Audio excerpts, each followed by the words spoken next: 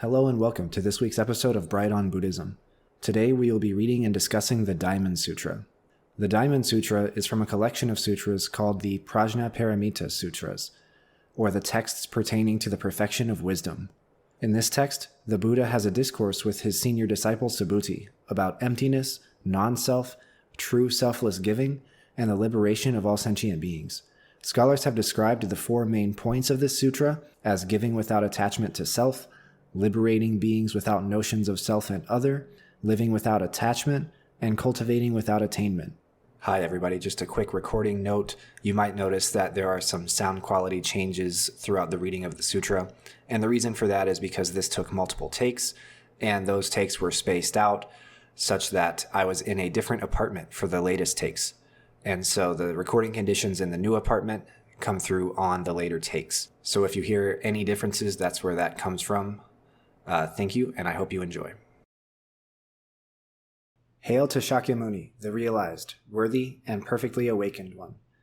This is the word as I heard it once when the Lord was staying in Shravasti, in Jetri's grove, at the monastery of Anathapindada, together with a large community of monks, 1,250 monks strong. Then the Lord got dressed in the morning, took his bowl and robe, and entered the great city of Shravasti for alms. Then, after walking around the great city of Shravasti for alms, the Lord returned in the afternoon, after eating his alms food, washed his feet, and sat down on the seat set out for him, with legs crossed, body held erect, and attention directed in front of him. Then a great many monks approached the Lord, and after approaching him, they prostrated themselves at the Lord's feet, circumambulated the Lord 3 times, and sat down to one side. Moreover, on that occasion, the Venerable Subhuti had joined that particular assembly and was seated with it. Then the Venerable Subhuti rose from his seat, arranged his cloak over one shoulder, went down on his right knee, saluted the Lord with his hands placed together, and said this to the Lord: "It is a marvelous thing, Lord, just how much bodhisattvas and mahasattvas have been favored with the highest favors by the realized, worthy, and perfectly awakened one. Just how much bodhisattvas have been entrusted with the greatest of trusts by the realized one. How, Lord, should one who has set out on the bodhisattva path take his stand? How should he proceed? How should he control the mind?" At these words, the Lord said this to the Venerable Subhuti: "Well done, Subhuti, well done. Quite so, Subhuti. Bodhisattvas have been favored with the highest of favors by the realized one. Bodhisattvas have been entrusted with the greatest of trusts by the realized one. Therefore listen, Subhuti, and pay attention closely and carefully. I will tell how one who has set out on the bodhisattva path should take his stand, how he should proceed, how he should control the mind." "Yes, Lord," replied the Venerable Subhuti, signifying his assent to the Lord. The Lord said this to them: "In this regard, Subhuti, those who have set out on the bodhisattva path should have the following thought.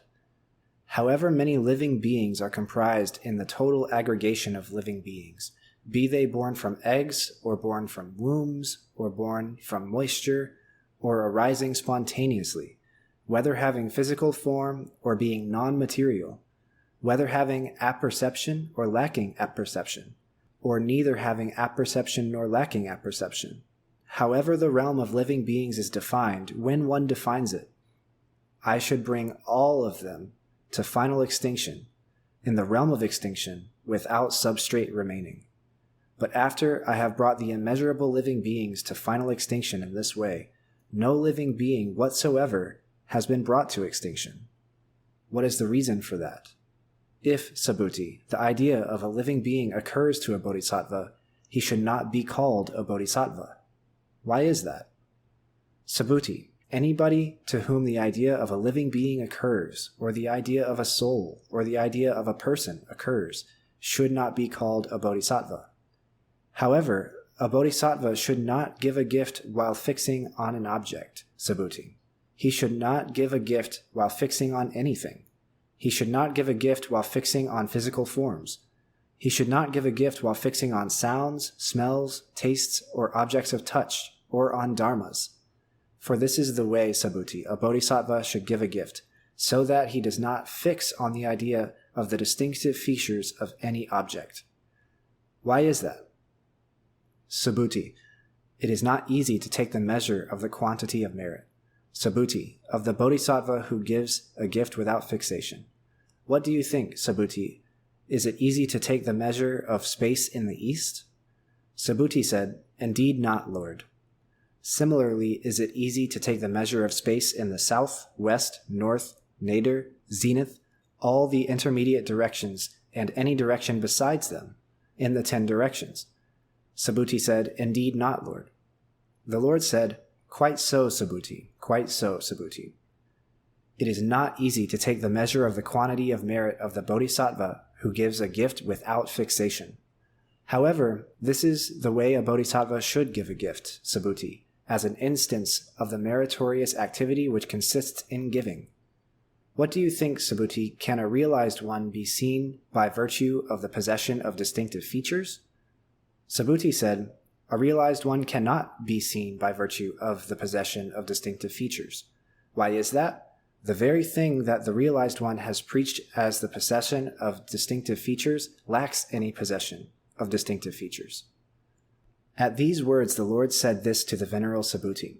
Subhuti, as long as there is any distinctive feature, there is falsehood, and as long as there is no distinctive feature, there is no falsehood. Accordingly, it is by virtue of the featurelessness of his distinctive features that a realized one can be seen. At these words, the Venerable Subhuti said this to the Lord.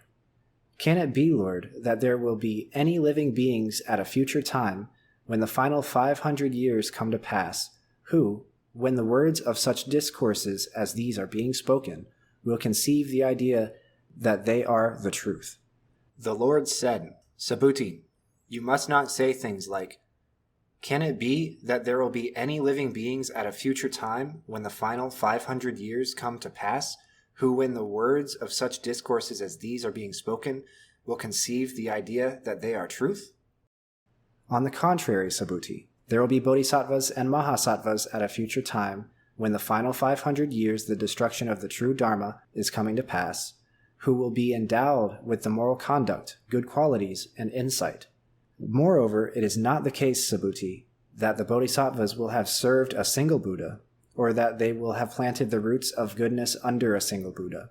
On the contrary, Subhuti, they will have served many Buddhas. They will have planted the roots of goodness under many Buddhas.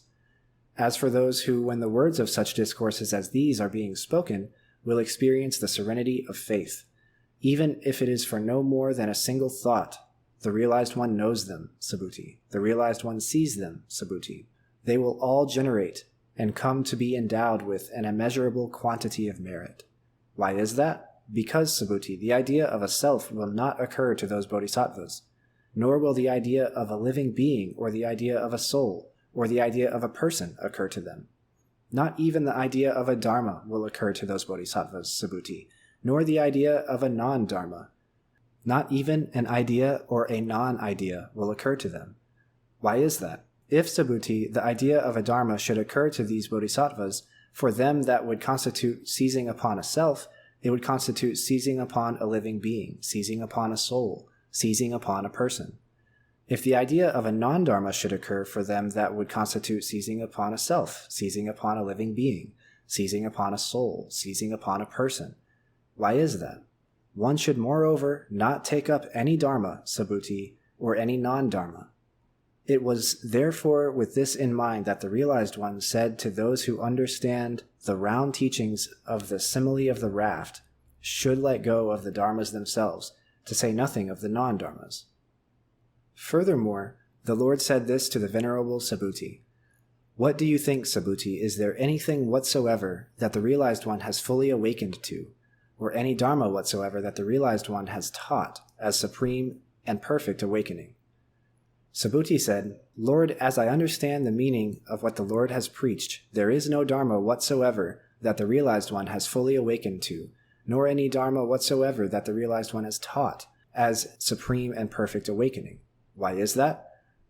The dharma which the realized one has taught is ungraspable. It is ineffable.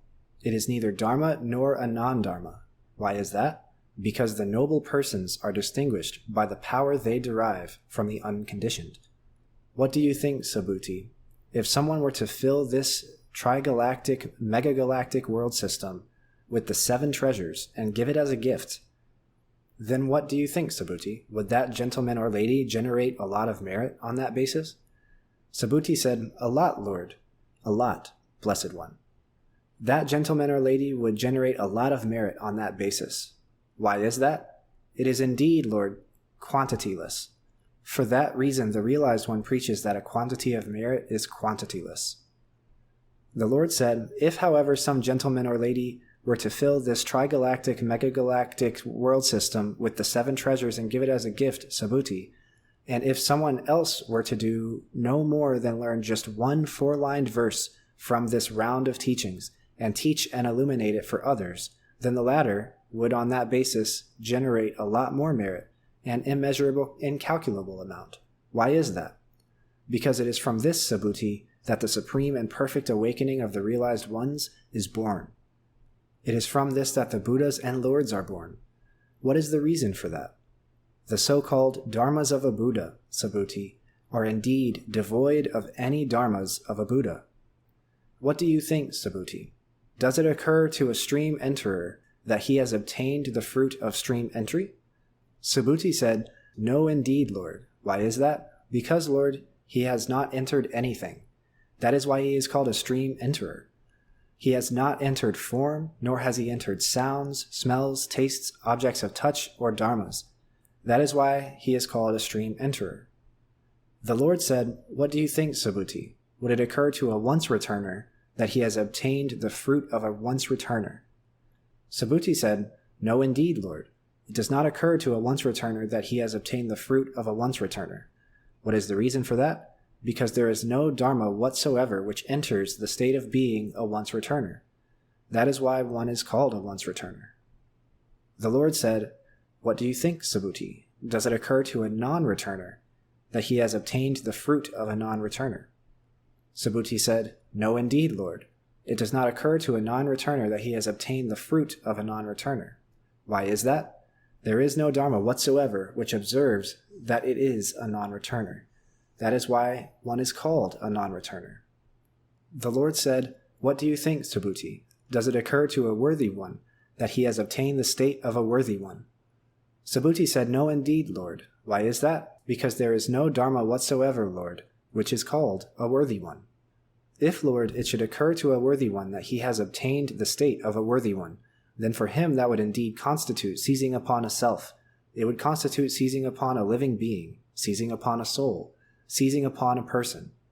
I am the one, Lord, who was designated by the realized, worthy, and perfectly awakened one as the foremost of those who live in peace. And I am, Lord, a worthy one free of passion. But it does not occur to me, Lord, that I am a worthy one.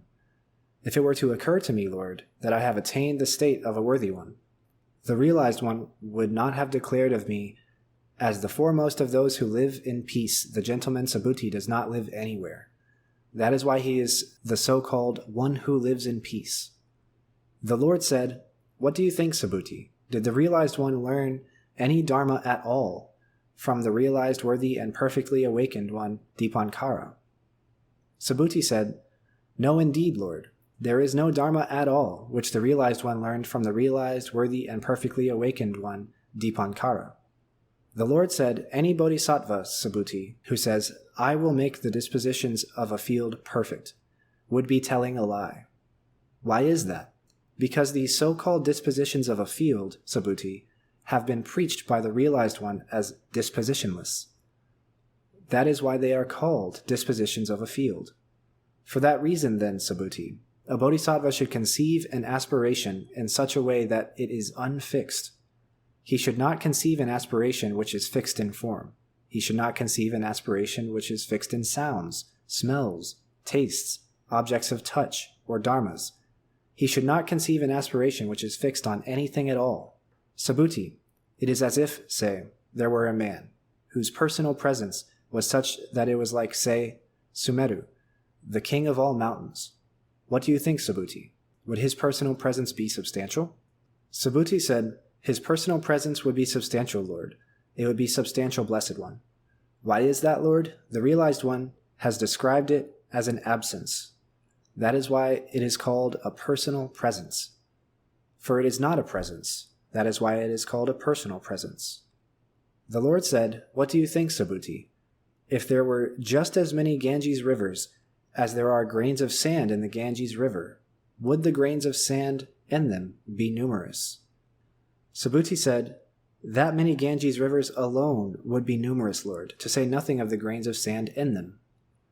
The Lord said, "I'll tell you, Subhuti, I'll have you know.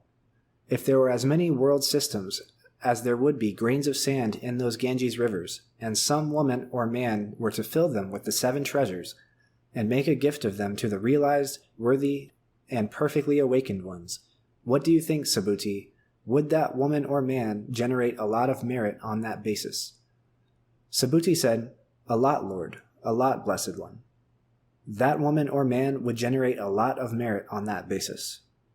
The Lord said, "If, however, someone were to fill that many world systems with the 7 treasures and make a gift of them, Subhuti, and if someone were to do no more than learn just a 4-lined verse from this round of teachings and teach it to others, the latter would generate from that a lot more merit, an immeasurable and incalculable amount. However, Subhuti, the piece of ground where one might do no more than recite or teach just a 4-lined verse from this round of teachings would become a veritable shrine for the whole world with its gods, humans, and anti-gods. So it goes without saying, Subhuti, that those who will memorize this round of teachings will come to be endowed with the most marvelous thing, and on that piece of ground the teacher himself dwells, or one or another of his venerable lieutenants." At these words, the Venerable Subhuti said this to the Lord: "What is the name, Lord, of this round of teachings, and how should I memorize it?"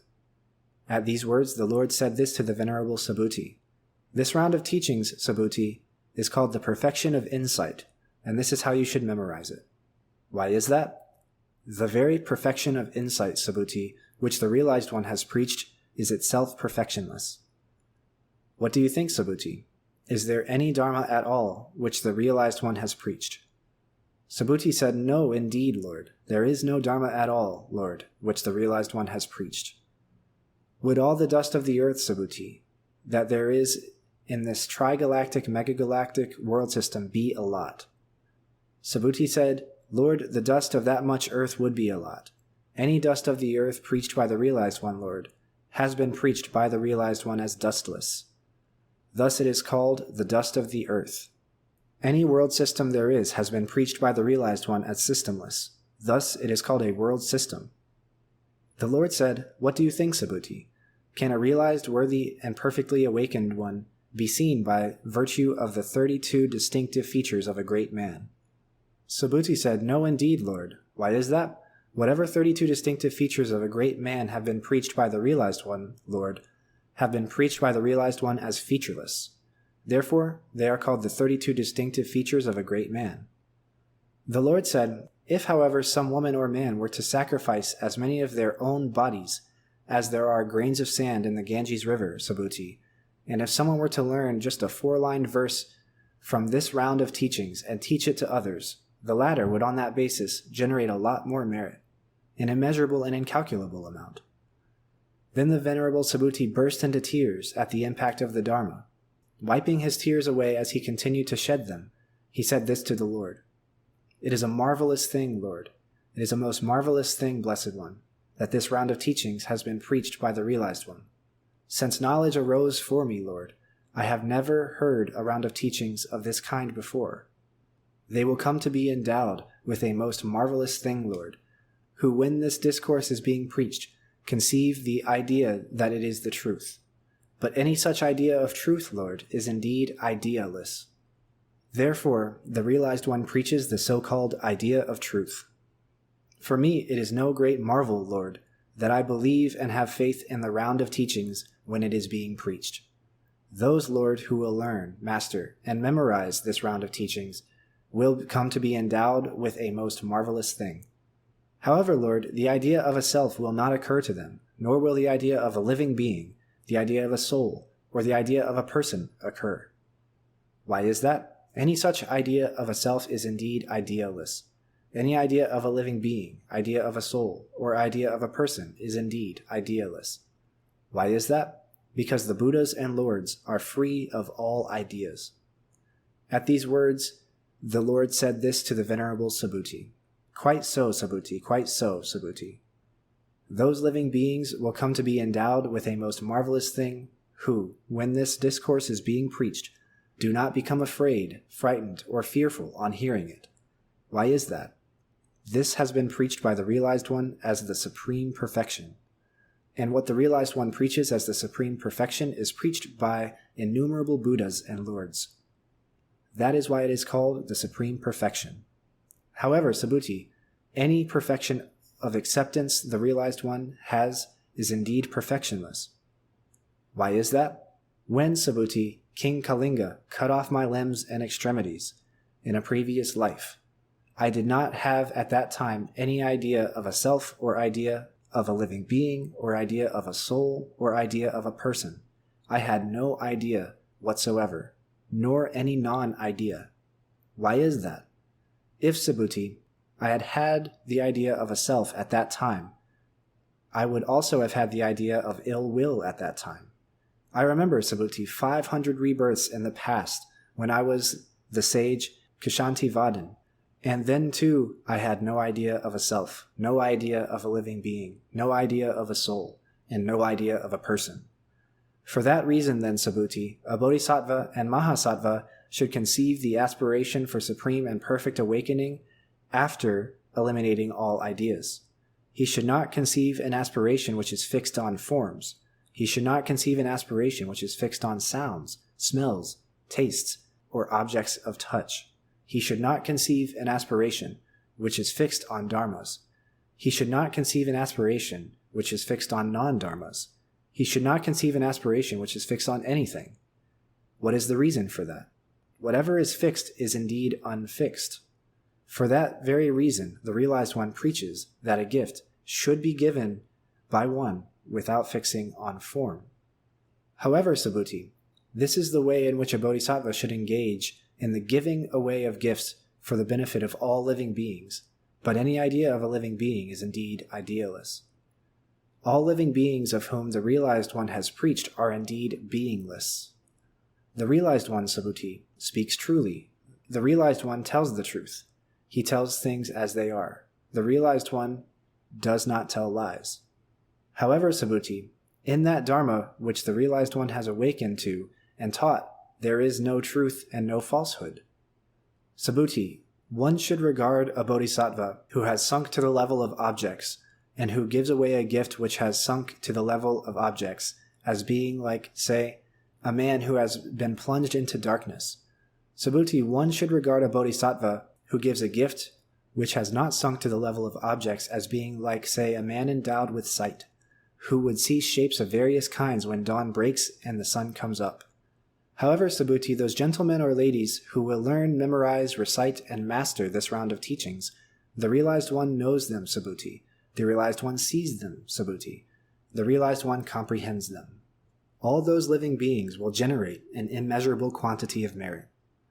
If, however, some woman or man were to sacrifice in the morning as many of their own bodies as there are grains of sand in the Ganges River, Subhuti were to sacrifice in the middle of the day and in the evening as many of their own bodies as there are sands in the Ganges River, were to sacrifice their own bodies in this manner for 100,000 million billion eons.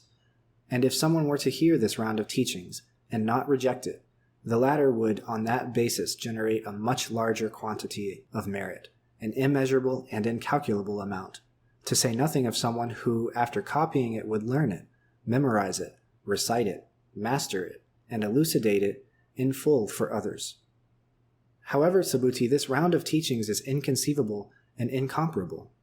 The Realized One has preached this round of teachings for the benefit of living beings who have set out on the highest path, for the benefit of living beings who have set out on the best path. Those who will learn, memorize, recite, and master this round of teachings, the Realized One knows them, Subhuti. The Realized One sees them, Subhuti. All those living beings will come to be endowed with an immeasurable quantity of merit.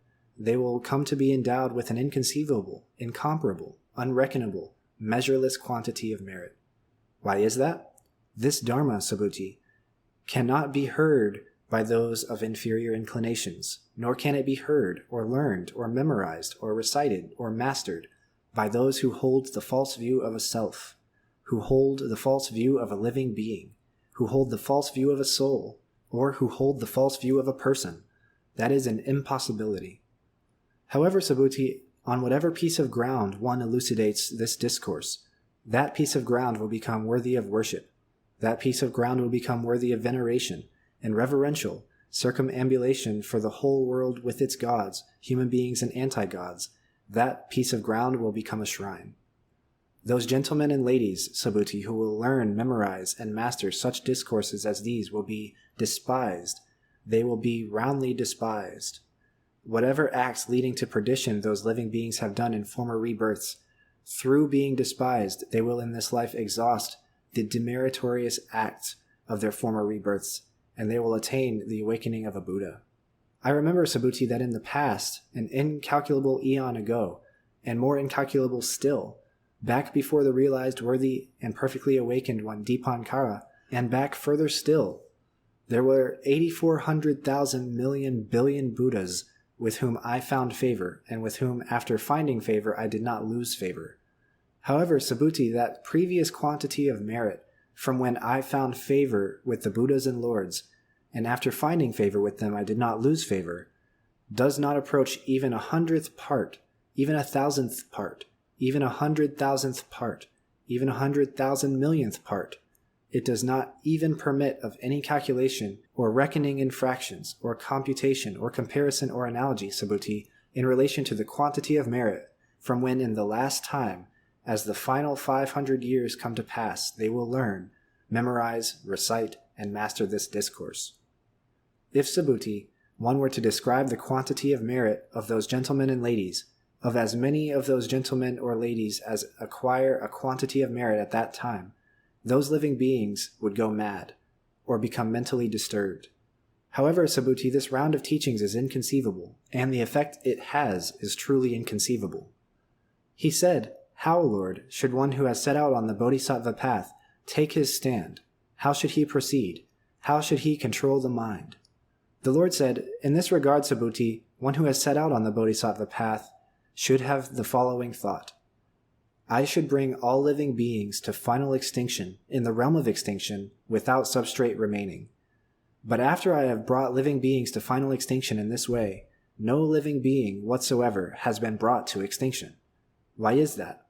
If, Subhuti, the idea of a living being were to occur to a bodhisattva, or the idea of a soul, or the idea of a person, he should not be called a bodhisattva.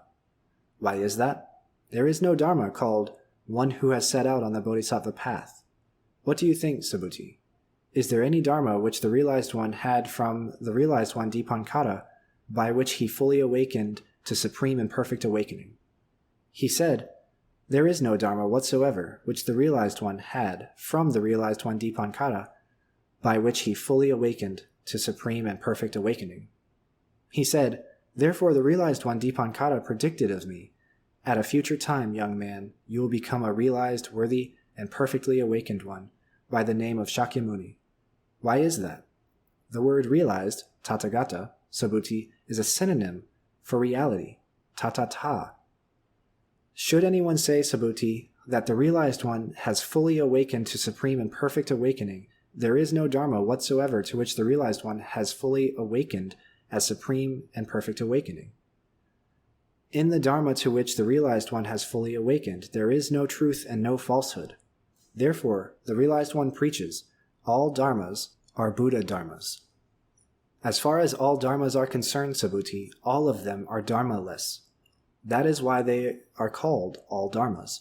Subhuti, it is as if there were, say, a man who was full-bodied and big-bodied. Subhuti said, that man whom the realized one has described as full-bodied and big-bodied has, Lord, been described by the realized one as bodiless. That is why he is called full-bodied and big-bodied. The Lord said, quite so, Subhuti. Any bodhisattva who would say such things as, I will bring living beings to final extinction, should not be called a bodhisattva. Why is that? Does any dharma at all exist called a bodhisattva, Subhuti? He said, no indeed, Lord. The Lord said, Therefore, the realized one preaches that all dharmas are devoid of a living being, devoid of a soul, devoid of a person. The bodhisattva, Subhuti, who would say such things as, I shall make the dispositions of a field perfect, should also be described in just that way. Why is that? The realized one has preached, Subhuti, that the so-called dispositions of a field are dispositionless. That is why they are called dispositions of a field.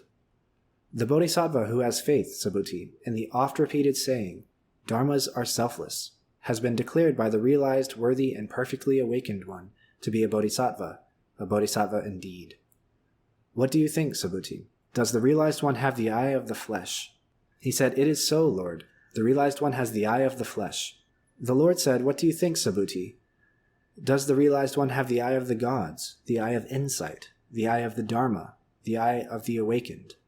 He said, It is so, Lord. The realized one has the eye of the gods, the eye of insight, the eye of Dharma, the eye of the awakened. The Lord said, What do you think, Subhuti? If there were as many Ganges rivers as there are grains of sand in the Ganges River, and if there were just as many world systems as there would be grains of sand in them, would those world systems be numerous? He said, Quite so, Lord. Those world systems would be numerous. The Lord said, Subhuti, as many living beings as there might be in those world systems, I would know their manifold streams of thought. Why is that? Those so-called streams of thought, Subhuti, have been preached by the realized one as streamless. That is why they are called streams of thought. Why is that, Subhuti? One cannot apprehend a past thought. One cannot apprehend a future thought. One cannot apprehend a present thought. What do you think, Subhuti?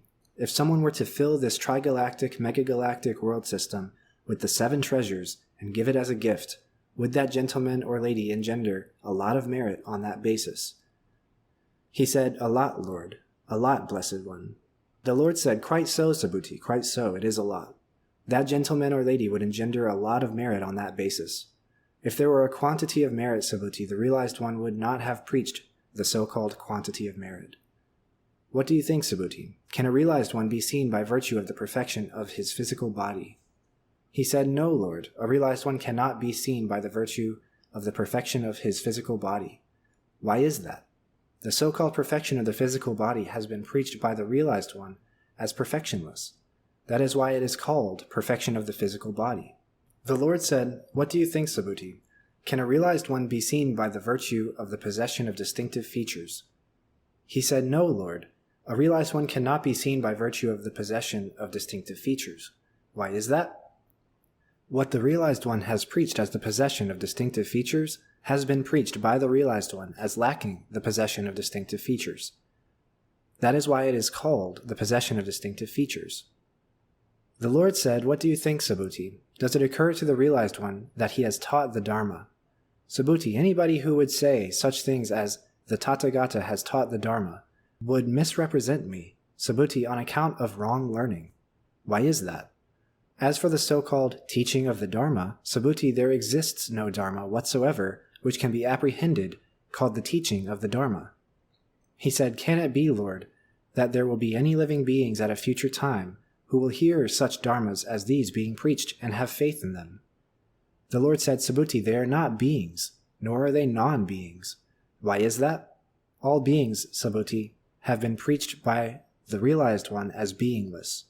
That is why they are called all beings. What do you think, Subhuti? Does any dharma at all exist to which the realized one became fully awakened as supreme and perfect awakening?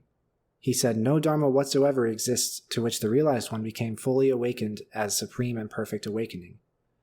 The Lord said, Quite so, Subhuti, quite so. Not even a fine or minute dharma is to be found or apprehended in it. That is why it is called superfine or supreme and perfect awakening. However, Subhuti, that dharma is the same as any other, and there is nothing at all different about it. That is why it is called supreme and perfect awakening.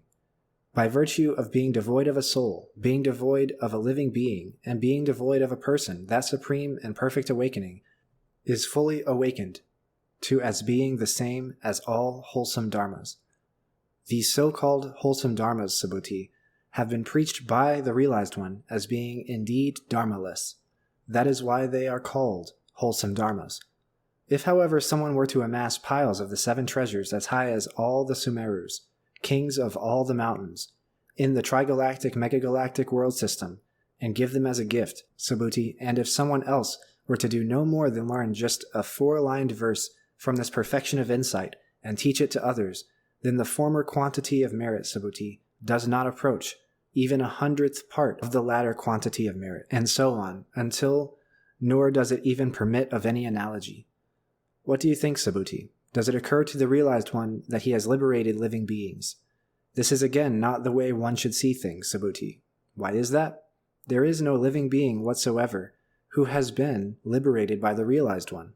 If, moreover, there were any living being who was liberated by the realized one, Subhuti, that would constitute seizing upon a self on his part, seizing upon a living being, seizing upon a soul, seizing upon a person. This seizing upon a self, Subhuti, has been preached by the realized one as devoid of seizing. But it is learned by foolish ordinary people. Those foolish ordinary people, Subhuti, have been preached by the realized one as peopleless. That is why they are called foolish ordinary people. What do you think, Subhuti? Can a realized one be seen by virtue of the possession of distinctive features? He said, quite so, Lord. A realized one can be seen by virtue of the possession of distinctive features. The Lord said, if, however, a realized one could be seen by virtue of the possession of distinctive features, Subhuti, a wheel-turning king, would also be a realized one. He said, as I understand the meaning of what the Lord has preached, a realized one cannot be seen by virtue of the possession of distinctive features. Then on that occasion, the Lord uttered these verses. Whoever saw me through my physical form, whoever followed me through the sound of my voice, engaged in the wrong endeavors, those people will not see me. A Buddha is visible through the Dharma. A realized one has the Dharma for a body. But the nature of Dharma being unknowable by sensory consciousness, it cannot be known by sensory consciousness. What do you think, Subhuti? Did the realized one awaken fully to supreme and perfect awakening through the possession of distinctive features? This is again not the way one should see things, Subhuti. The realized one did not awaken fully to supreme and perfect awakening through the possession of distinctive features. Moreover, Subhuti, if it should be thought that those who have set out on the Bodhisattva path assert the destruction of any Dharma, or its annihilation, then, once again, Subhuti, this is not the way one should see things. Those who have set out on the Bodhisattva path do not assert the destruction or annihilation of any Dharma whatsoever.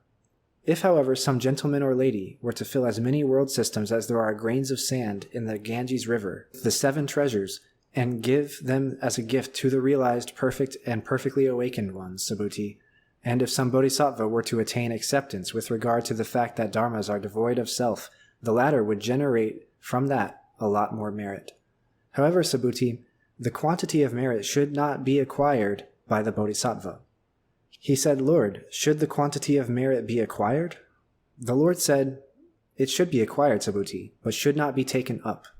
That is why one says it should be acquired. However, Subhuti, if someone were to say that the realized one goes or comes or stands or sits or lies down, he does not understand the meaning of what I have preached.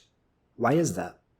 He who is called the realized one, Tathagata, Subhuti, has not come from anywhere, nor has he gone anywhere. That is why he is called the realized, worthy, and perfectly awakened one. If, however, some gentleman or lady were to take as many world systems as there are dust particles of Earth in the trigalactic megagalactic world system, Subhuti, and grind them to powder, so that they were like, say, a pile of the most minute atoms, what do you think, Subhuti? Would that pile of the most minute atoms be considerable? He said, quite so, Lord. That pile of the most minute atoms would be considerable. Why is that? If, Lord, there was a pile, the Lord would not say, pile of the most minute atoms. Why is that? Any pile of the most minute atoms which has been preached as pileless by the Lord. That is why it is called a pile of the most minute atoms. And whenever the realized one preaches about a trigalactic megagalactic world system, that has been preached by the realized one as systemless. That is why it is called a trigalactic megagalactic world system. Why is that? If, Lord, there were a system, That, Lord, would indeed constitute seizing upon a solid mass. Yet what the realized one has preached of as seizing upon a solid mass, that has been preached by the realized one as devoid of any seizing. That is why it is called seizing upon a solid mass. The Lord said, and yet seizing upon something solid is a dharma, which is beyond linguistic expression, Subhuti, which is ineffable. It has been taken up by foolish ordinary people. Why is that? If someone were to say, Subhuti, that the realized one preached the view of a self, the view of a living being, the view of a soul, the view of a person, would he be saying the right thing by saying that, Subhuti? He said, no, Lord. Why is that? Any view of a self, Lord, preached of by the realized one has been preached by the realized one as viewless. That is why it is called a view of a self. The Lord said, it is in this way, Subhuti, that one who has set out on the bodhisattva path should know all dharmas and have faith in them. But he should have faith in them in such a way that even the idea of a dharma does not come to be present. Why is that? This so-called idea of a dharma, Subhuti, has been preached by the realized one as idealess. That is why it is called the idea of a dharma. If, however, any bodhisattva or mahasattva were to fill immeasurable and incalculable world systems with the 7 treasures and make a gift of them, Subhuti, and if some gentleman or lady were to do no more than learn just a 4-lined verse from this perfection of insight and memorize it, teach it, and master it, the latter would generate from that a lot more merit, an immeasurable and incalculable amount. And how should he elucidate it? So as to not throw light on it. That is why one says he should elucidate it. A shooting star, a clouding of the sight, a lamp, an illusion, a drop of dew, a bubble, a dream, a lightning's flash, a thundercloud, this is the way one should see the conditioned. This is what the Lord said. Delighted, the elder Subhuti, those monks, nuns, male lay followers, female lay followers, and the whole world with its gods, humans, anti-gods, and Gandharvas, rejoiced at what the Lord had preached. The Vajracharika Prajnaparamita is concluded. Okay, that was just the Diamond Sutra. Docs, do you have any questions? A lot. I have thoughts, too. This is the first sutra that I've read that I found frustrating. Why is that? Because it seems like they're skipping steps and in the process leaving me behind. Interesting. I did not understand a lot of what they were trying to get at here. Whereas previously I've been able to kind of follow the thread along. It's like, you have little spots where I'm not sure what they mean. Like, first of all, it seems like a lot is lost in translation here. There's a lot of terms used that I can tell are like, these are a complex compound word that the translator is doing their thing with. Like, it looks like there's a lot of stuff that doesn't translate well. That's very true. And that's a complication that a lot of the sutras in this particular basket of sutras, the Prajnaparamita or Perfection of Wisdom sutras, they can have that problem sometimes. Do you have any examples of ones that really like threw you for a loop that we can talk about here? It's like super galactic, ultra universe sort of term. Yeah. So there's one of those, like the, I think it might be like the 1,000 billion fold world systems or something like that. Yeah, it's something like that. I'm trying to find it still. One thing that's interesting in these Mahayana sutras and in these Perfection of Wisdom sutras is that the scope of the truth that's being discussed and being talked about in the sutras, it goes beyond just the scope of the human world, particularly like this earth with these people on it, and suddenly becomes not only just like a galactic truth or even a universal truth, but even a truth that spans more than one universe. In fact, thousands and billions of universes. Because there have been times where scholars have read these sutras and thought, maybe Buddhism leans into like parallel universe theory or something like that. And there are some important differences, and I'm not going to get into that too much, but it definitely believes that there are multiple different universes with different Buddhas and with different disciples and with different things going on. And all of those universes are simultaneously right here, right now, and also infinitely distant away. And whenever the Buddha preaches, he's preaching to this universe and those universes as well. And the Buddhas in all of those universes are preaching to their universe and to us at the same time. And so it's kind of all a very complicated and sometimes confusing network of Dharma between all these universes. Speaking of Dharma, that's a term I rather desperately need defined here. What is non-Dharma as it's being used in the beginning of this text? That's an excellent question. So this text, it's the unifying theme of the whole thing is that it is emptying out a lot of the most important things that early Buddhists held on to and placed a lot of importance on. To believe that Dharma exists substantially and in some unchanging way is a point of contention in Mahayana and Theravada schools. In that regard, non-Dharma speaks to the threefold truth doctrine. This is something that we haven't really spent too much time on before, but essentially what it is trying to reconcile the fact that all things are empty of substantial existence and unchanging existence, and therefore can be thought of really to not exist. And on the opposite end, things are in front of our faces. We touch things, we commonly experience things, we see things, we hear things, we taste things, we smell things, etc. We cognize things. And so those are the two truths, right? Emptiness, but also the presence of things. And then the third truth is, okay, things exist provisionally. They exist in a fleeting, superficial way. And Dharma, they're arguing in the sutra, might be thought of in the exact same way. We can't think of the capital D Dharma as being not subject to emptiness, nor can we think of a small d Dharma, just a thing that exists in the world, as being not subject to emptiness. And so while those things are both empty, they still appear in our world. We still cognize them. We still experience them. And so in that regard, you might say it's not that it's no Dharma, it's non-Dharma. No Dharma would be if it didn't exist at all.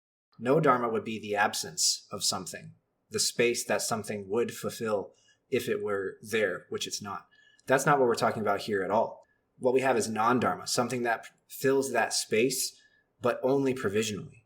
So kind of a way of saying things neither exist nor they do not exist, basically? Exactly, yeah. Okay. Exactly. This is kind of like the middle way of Nagarjuna and the Madhyamaka literature that we've talked about in the past. Okay, that helps a fair bit.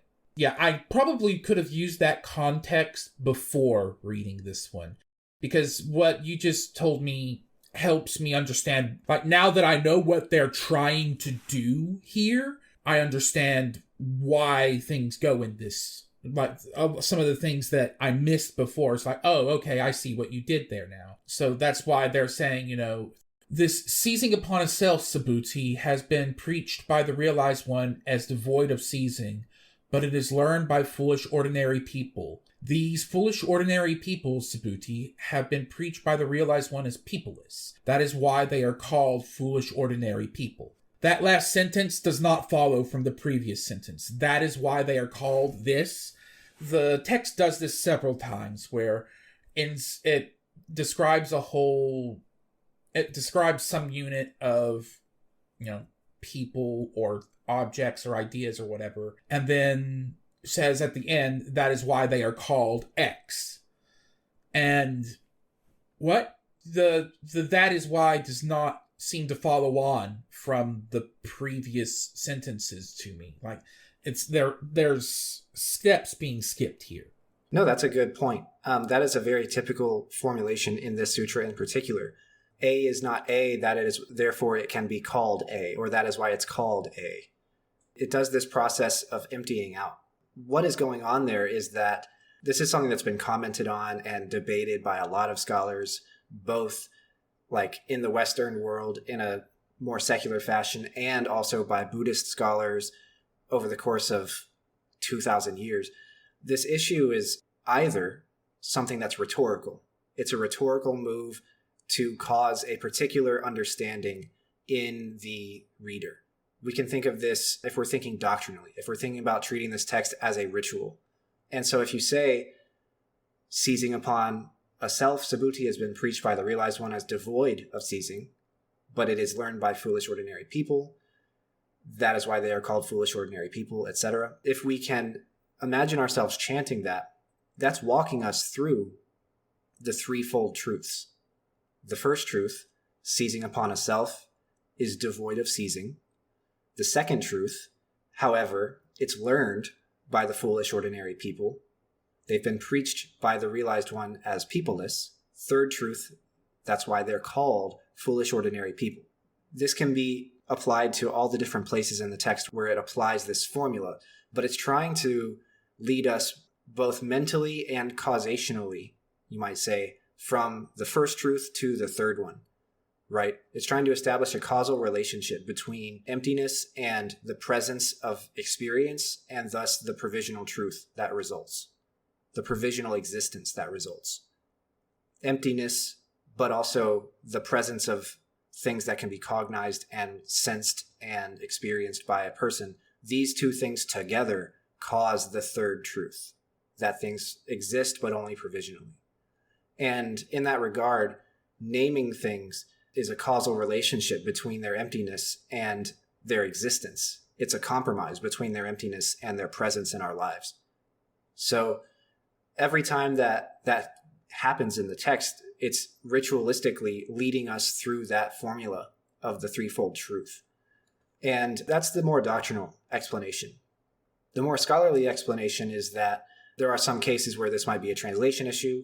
The other side is also that this isn't trying to reconcile necessarily between emptiness and the existence or presence of things, but rather it's trying to reconcile and justify certain names that are lost in translation. So foolish ordinary people, it may seem like just a turn of phrase, just whatever words that the realized one or that Subhuti chose in that particular moment. But in some cases, these words, these little phrases, actually have a lot more significance and meaning behind them. In this case, foolish ordinary people refers specifically to inhabitants of samsara who have not heard the Dharma. So that's one of the most important things. And then another important phrase that, again, may sound like just rhetorical exaggeration or hyperbole. Another one that I just happened to see on my text while I have it up next to me is this trigalactic, megagalactic world system. That's what I was looking for before. Yep, that's another one that has a little bit of significance with regards to the Buddhist cosmos as it exists, as it comes out in the Prajnaparamita literature. That's not my field, not my specialty, and I can't comment on it very much beyond the fact that it has meaning for the Buddhist cosmos aspect, the cosmology of this particular strain of Buddhism in this particular time. But there's lots of little phrases like that. And sometimes in the translation that we read, those phrases have like quotes around them. I wish there had been a note on it and that would explain it a little bit more. But it happens so much that it's difficult to do that. It would be like an extra long text if there was something like that. Yeah, the footnotes would almost outpace the actual text at that point. Okay, cool. So that already helps me with this a fair bit. I still am annoyed by, there still seems like steps skipped when they go to that is why they are called. Yeah. Well, I think that it's trying to, like I said, establish either the relationship between the first two truths and the third truth, or it's trying to justify and reconcile something that for us we didn't know needs reconciling, right? This is kind of a text in its own canon of texts responding to its own field of texts, right? And just reading this text alone, we're getting tastes and instances of this text taking a stance on something, but we're not getting like the rest of the discussion. It's like hearing an argument that's one-sided. You can't hear all parties going. And so in that case, you might say something like, why are they trying to comment on the name foolish ordinary person? Why are they trying to comment on the nature of the trigalactic, megagalactic world system? Why are they trying to do a lot of these things? And we can come up with doctrinal reasons, of course, but it's hard to know without knowing what other discussions are going on at the same time, why they particularly chose those ones, you know? And the authorship of a lot of these sutras is just so it's sandy. It's like, it's hard to find. It's misty and foggy and sandy. It's hard to find who did it, how they did it. It's hard to establish. Like if it was a group of people or if it was written all at once or things like that. And part of the reason for that is because Sanskrit texts in northern India were not able to be preserved as well as texts in China.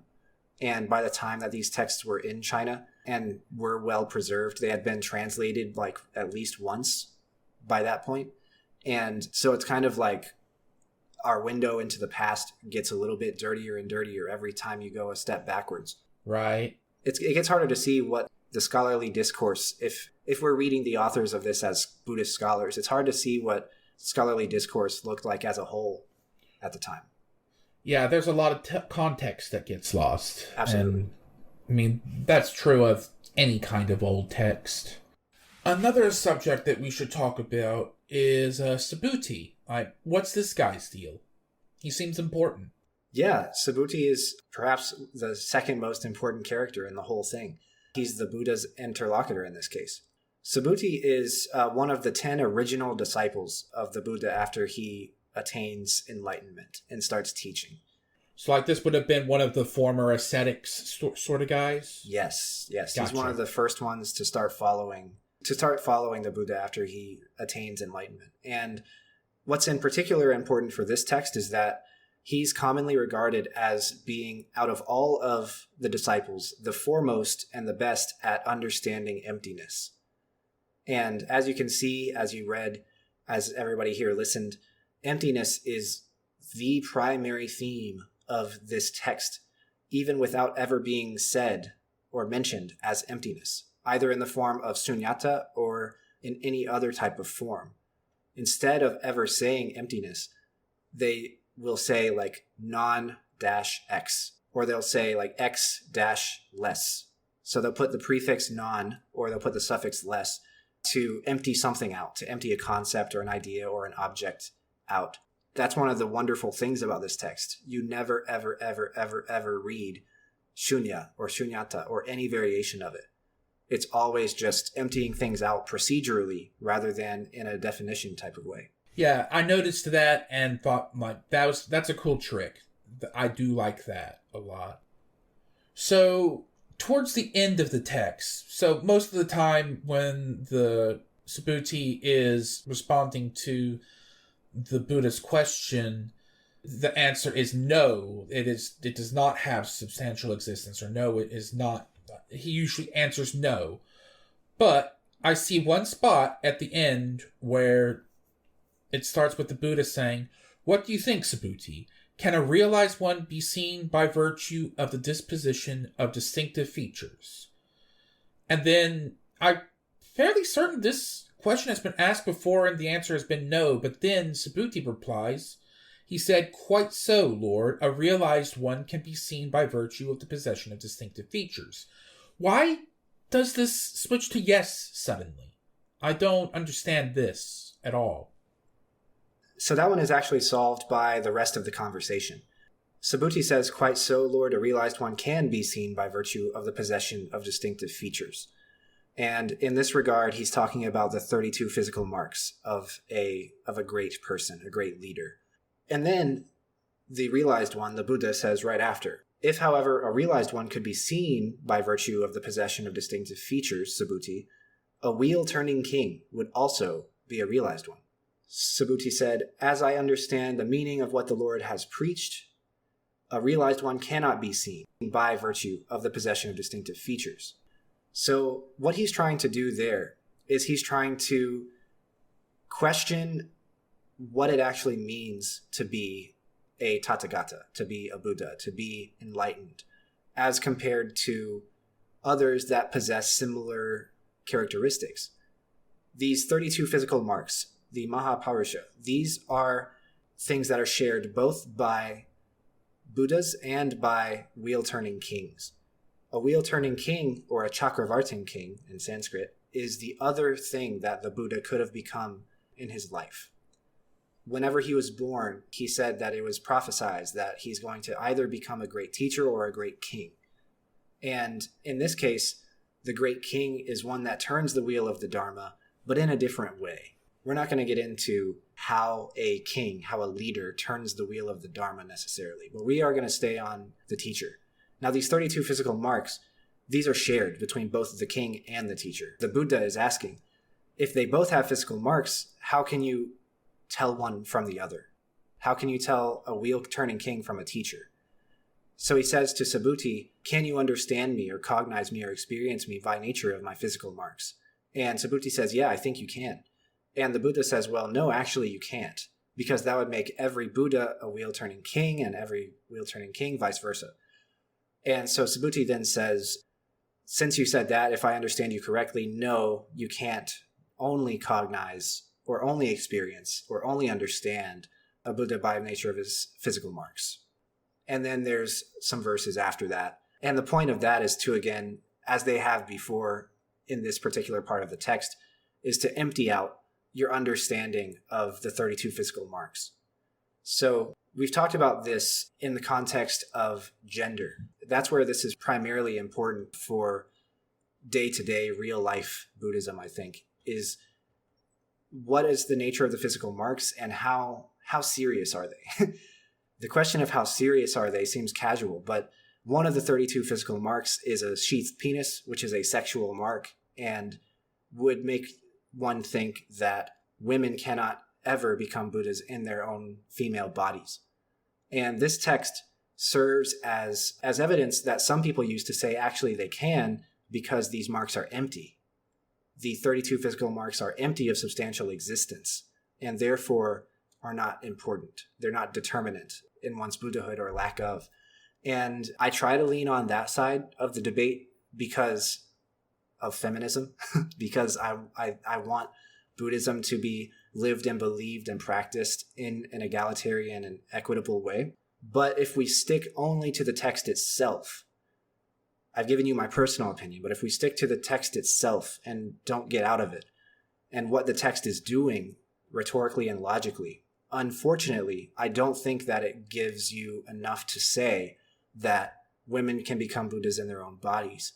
And the reason I don't think that is because while it has emptied out everything that we can think of up to this point, the process of the threefold truth, from emptiness to existence to provisional existence, it never negates what is there, what can be experienced, what is cognized, what is in front of you. And so if we hone in on the sexual mark, on the gendered mark, and we say, okay, that mark is empty, yes, but some people have it, yes. So it exists provisionally, yes. That doesn't change the fact that the doctrine goes that all Buddhas have to have a sheathed penis, that they all have to have a male body. And so I don't think that the text does enough for us to be able to say justifiably in a scholarly sense that this is a feminist sutra. Now, others will disagree with me on that. And personally, I want to believe that it is a more feminist sutra, if there ever was such a thing. But I just don't think it's all there. For what it's worth, I agree, having read it. Like, everything is empty. So with everything being empty, that emptiness starts to kind of not matter almost. This discourse of emptiness, while we're talking about it, just saying, okay, well, another thing is empty, water is wet, congratulations. It's an interesting question as to why he's having this dialogue with Subhuti. If Subhuti is the one who is regarded as understanding emptiness better than all of them, why is he the one that is asking these questions?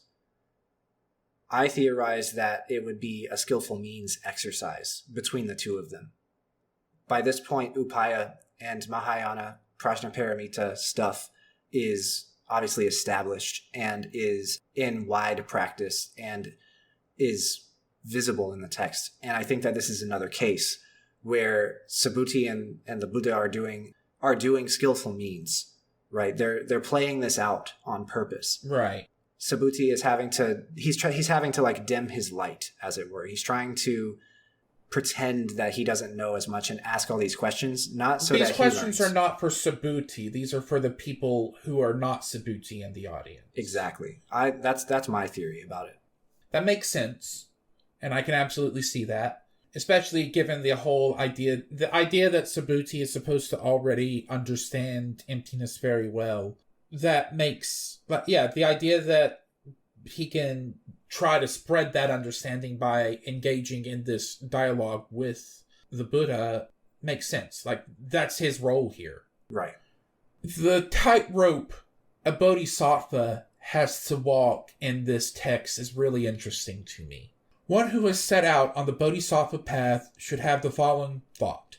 I should bring all living beings to final extinction in the realm of extinction without substrate remaining. But after I have brought living beings to final extinction in this way, no living being whatsoever has been brought to extinction. So, bodhisattvas kind of have to do both at the same time, or maybe cancel out, like you've been saying, empty out of past accomplishments. Yeah, that's a really good point to bring up, because I think that one of the significant themes of this text is it establishes an ideal for the bodhisattva path. And that's kind of one of the unifying purposes for Subhuti engaging in this dialogue. The quote that you bring up is extremely important. How can one lead all sentient beings in this world to nirvana without believing in the substantial existence of this world, of nirvana, of sentient beings? And in fact, the Buddha says, if a bodhisattva has even one thought of living beings, or one understanding of living beings, or something along those lines, then he cannot be called a bodhisattva.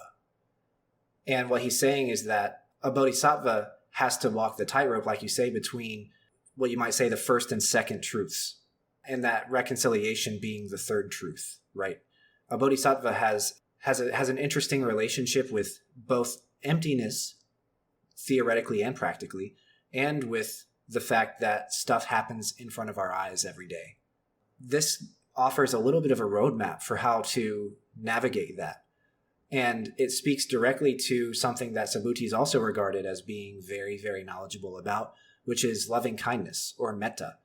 Metta, the act of giving, and loving kindness, dana, another way to say almsgiving, these are things that a bodhisattva must do in order to be a bodhisattva. However, it gets complicated for them. If a bodhisattva believes that they exist, or that there is such a thing as a bodhisattva, or that the thing they're giving exists, or that giving exists, or that the receiver of the thing being given exists, all of those are possible places where the whole thing goes wrong. If they believe in the instrumental understanding of giving, and I say instrumental as in giving as a tool to increase your social status, or as a tool to change someone's feelings, or as a tool to do anything, as to feel a certain way, even if it's a tool to just feel the serotonin that a person has when they give someone something and it makes them happy, all of that is a complete misunderstanding and a complete screw up of the bodhisattva path. The Buddha is arguing there is no giver, there is no receiver, there is no giving, there is no thing being given, no thing being received. There's no such thing as all those things. Those are all empty. And so in that regard, Buddhism is establishing true altruism in its own sense. It's establishing altruism as selflessness, and selflessness as in the absence of belief in a capital S self or soul or anything like that. A realization practically of the bodhisattva ideal of dana, of metta. That is the true realization of altruism, because there is no distinction between self and other. There's no distinction between the thing being given and other things that exist. There's no distinction between receiver and giver. There's no such thing as a transaction.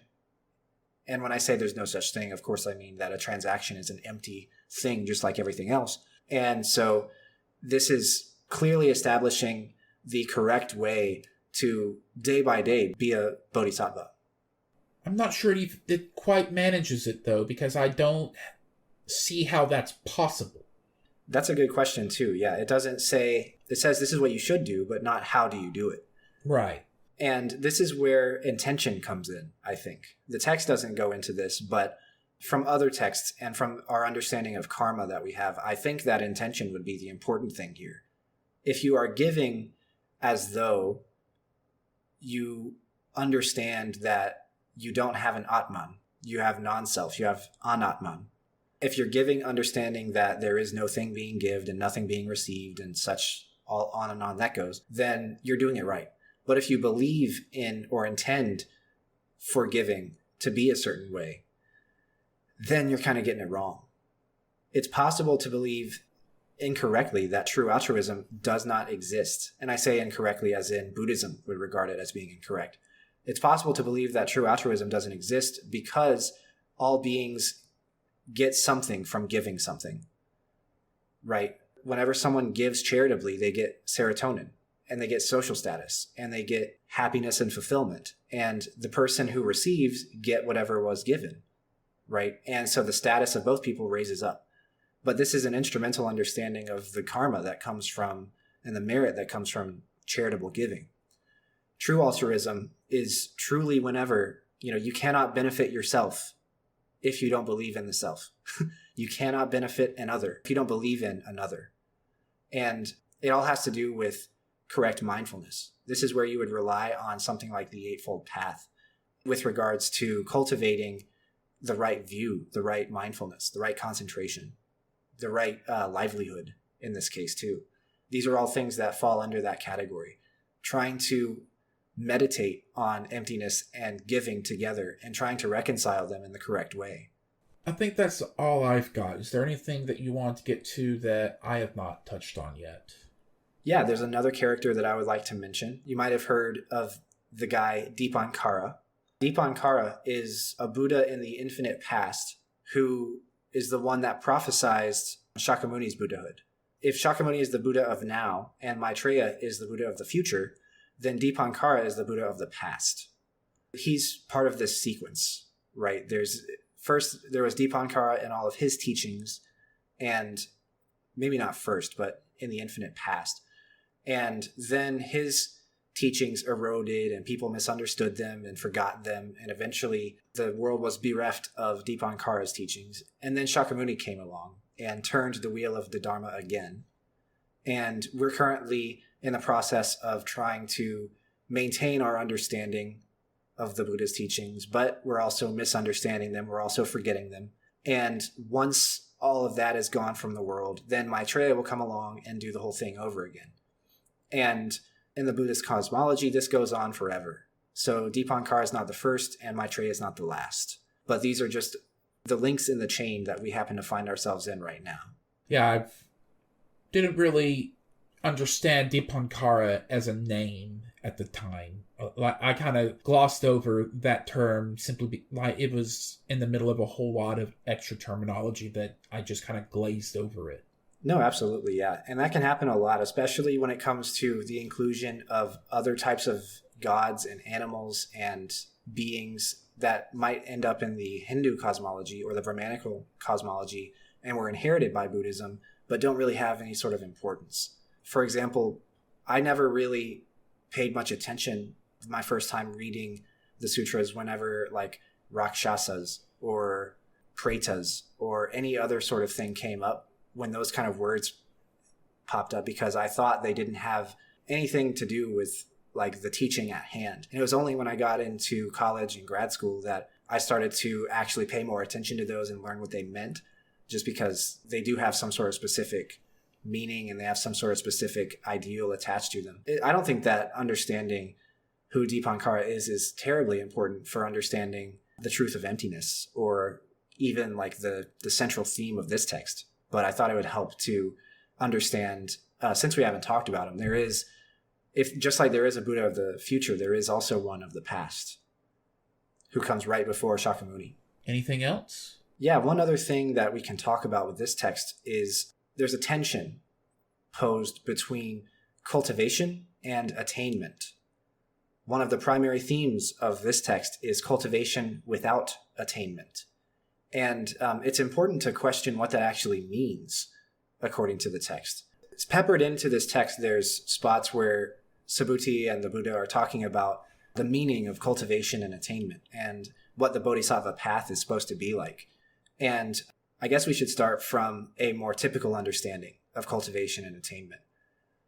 So cultivation is talking about religious and mindful cultivation, cultivation of merit, cultivation of correct understanding, correct mindfulness, correct livelihood, etc. And attainment is the destination of that path. That's more of a standard colloquial understanding of Buddhism and the path of Buddhism.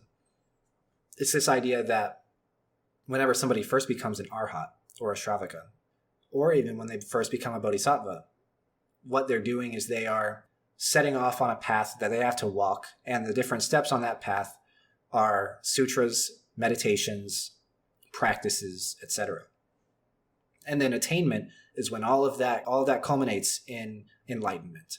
The attainment is the treasure chest of enlightenment, of omniscience, of extinction, of nirvana without leaving any substrate in samsara. This questions how that works. And the reason that it questions that is for a couple of reasons. One reason is that we cannot and should not establish a duality between cultivation and attainment. If we regard those as separate or distinct or opposites, then we're violating the truth of non-duality, and we're violating emptiness. So in that regard, Buddhism establishes this inseparable sameness and relationship between cultivation and attainment. This is especially true because nirvana is empty, samsara is empty, and thus the distinction between nirvana and samsara is also empty. So it's a non-dual understanding of what I might say is capital E existence as it's regarded in Buddhism. We are led in the early texts to believe that there's really only two possible modalities of existence. There's a lot of distinctions that can be drawn in one modality, but at the very top of it all, there's two: samsara and nirvana. Samsara is when the switch is flipped on and suffering is going and you are in one of the 6 or 10 realms and everything's on fire and it's terrible and you have to study and meditate to get out of it. Nirvana is when the switch is flipped off. It's the word is cognate with to be blown out. And so it's like a candle that's been blown out and you don't exist and you don't leave anything behind. This questions the positions of the switch. It says, is there really a switch that is flipped off or really a switch that's flipped on? Are these really two different places that people occupy at one time or the other? How does this really work? And if we apply the doctrine of emptiness to it, then we apply it such that there is no distinction, there is no substantial, inherent, non-changing existence between these two modes of existence. And so to think of it like that is incorrect. But now you have to wonder, okay, well, what is cultivation? Why are we studying? What are we doing? What are we actually doing? And what are we actually working towards? If there is no attainment, if samsara and nirvana both are empty, then why does it matter what we're doing? And the answer comes back down to the meaning of cultivation and the meaning of remedying of suffering. The remedying of suffering is the meaning of cultivation. That is the ideal of the bodhisattva, is to remedy all sentient beings from suffering, to save all sentient beings, to establish enlightenment and subsequent nirvana for all beings without any substrate left over.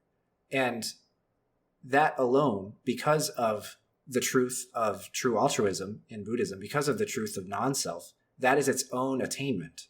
If we can practice such that we can give without an idea of self, giver, receiver, or object being given, and thus remedy the suffering of those around us, that is its own attainment, while also being its own cultivation on the way to nirvana, on the way to enlightenment.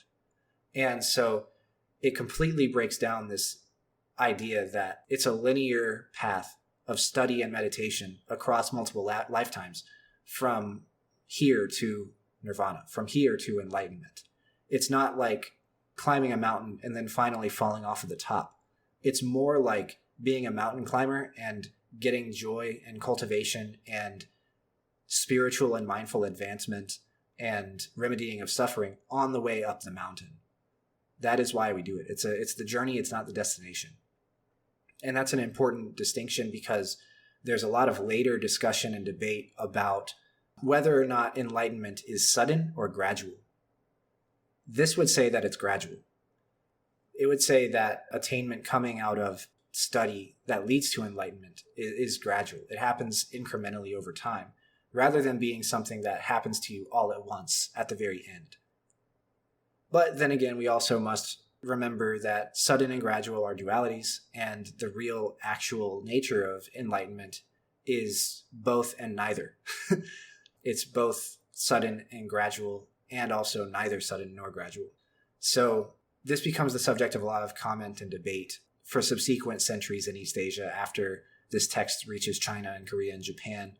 And eventually the resolution of that debate is whenever you apply non-duality to something like that. Suddenness and graduality are both empty and they are non-dual. And so the actual answer is enlightenment is both. It's enlightening to practice meditation and giving. And if you do that enough, then you will be enlightened. That's sort of how it works in this conception of the path and its fruits, or the path and its destination. I'm going to need some time to mull that over, I think. That was a lot, and a lot of it seems to contradict itself. Is that so? So like you said before that the path is both attainment and cultivation, but wouldn't it also be neither? Yes. By this, so that seems like a no-op. Everything cancels itself out. Well, in one sense it does, but also these things have teaching purposes. So to say that it is both cultivation and attainment at one time is to understand that the way that it works is that if you do these things, it accrues merit and you are advancing somehow. You're getting better somehow, according to the Buddhist understanding of getting better. However, to understand also that they are neither cultivation nor attainment, to understand that the path transcends, you might say, the duality between cultivation and attainment and is thus neither, that leans on the fact that to believe in these things instrumentally meaning I'm doing these things for some sort of purpose, for some sort of benefit to myself, that's an incorrect way of understanding. So if you were doing the Bodhisattva ideal because it's the Bodhisattva ideal, it's an ideal and will realize something good about you, about your life, about enlightenment, about remedying the suffering of all people, of all sentient beings, that's an incorrect way of trying to go about it. Someone doesn't do the Bodhisattva path or cannot or is not doing the Bodhisattva path because they care so deeply about all sentient beings. It's not quite as easy as that. To care so deeply about all sentient beings is kind of an attachment, and we don't want to fall into attachment traps. So it's trying to place you both in the world and simultaneously out of the world, this Bodhisattva path. You're in the world because you are doing work that remedies suffering, but you're out of the world because you're not doing it so that you have better social status, better spiritual status, better whatever. So there is a contradiction and a difficulty when it comes to accruing good karma, accruing merit. Can you really accrue good karma and good merit if you do a good action for selfish reasons or for bad reasons? The answer is you kind of can and you kind of can't. If you're doing actions out of attachment to an outcome, then you've got it wrong, but it might still be okay. It might still be good. For example, if you're doing almsgiving because you have an attachment to your own spiritual realization, you have still given alms, and that's a good thing. But you've done it with the wrong intention, and so maybe it's not as good as it would have been if you had given without attachment to the outcome. The same thing is true of the Bodhisattva path. Or if you remedy suffering because you know that that's what advances you on the Bodhisattva path towards Buddhahood, still good karma, but you're kind of approaching it incorrectly. And so in that regard, the goal is to not act karmically, but if one must act karmically, if one is going to act karmically, as bodhisattvas often do, then it must be done so with the right mindfulness and the right understanding and the right intention. So cultivation and attainment being, existing, but also not existing, that's another duality, right? That we can transcend. This emptiness thing, once people actually dig into it and meditate on it for a long time, it infects the way that you think about everything. This is similar of skillful means, by the way. We'll talk about that again when we do the Lotus Sutra again, but you start to question, is everything skillful means? And the same thing happens with emptiness. You start to question, okay, well, this is empty, so that's fine. Well, this is also empty, and that is also empty. I mean, you start to empty out everything and everything. And that's kind of the work that you want to be doing, actually, is emptying out all distinctions. And when you do that, you realize, okay, I've done all of this like mental work. I've done all of this meditating. I've done all of this changing of my views, right? But at the end of the day, the sun still comes up and goes down, and the rain still falls downward instead of upward. And so you realize that not much about, I don't know, the daily life reality, the provisional reality in front of you, you realize that not much has changed. And so in that regard, it's easy to think, okay, well, what was all this for? And in the Buddhist sense, what all this is for is advancing your own beliefs, your own understanding of reality. Once you start to empty things out around you, that's kind of the goal. That's what you're wanting to do in order to advance on the Buddhist path, even if there is no path and there is no advancement and there is no anything. I suspect we could go back and forth on this literally forever. So at some point, we're going to have to just stop and say this is as far as we can get for now, I think. This has been our reading and discussion of the Diamond Sutra. We hope that you've enjoyed, and we'll be doing another sutra episode for you pretty soon. If you have any questions, or if you had any comments or points that you'd like us to discuss about the Diamond Sutra, don't hesitate to put those in comments, in tweets, in emails, and in other interactions with us on social media, and we'll be happy to address those. We obviously did not finish and complete every single possible discussion about this text, and so we love to hear feedback about what we go over, and we love to find things that we didn't originally see to talk about. Other than that, thank you for listening, and we'll see you next time. Thank you very much. My name is Nick Bright, scholar of East Asian religions and the voice of Hearer. And I'm Docs, editor, question asker, and voice of Hermit. And this has been Bright on Buddhism. Thank you for listening. If you like our podcast, or if you have a question you'd like us to discuss, we'd love to hear from you. Please consider leaving a comment or review, subscribing, or joining us on social media. Email us at bright.on.buddhism@gmail.com. Tweet us at brightbuddhism. And join us on our Discord server, the Hidden Sangha, link in description. As always, citations and resources for this episode can be found in the show notes. Thank you. See you next time. Thank you very much.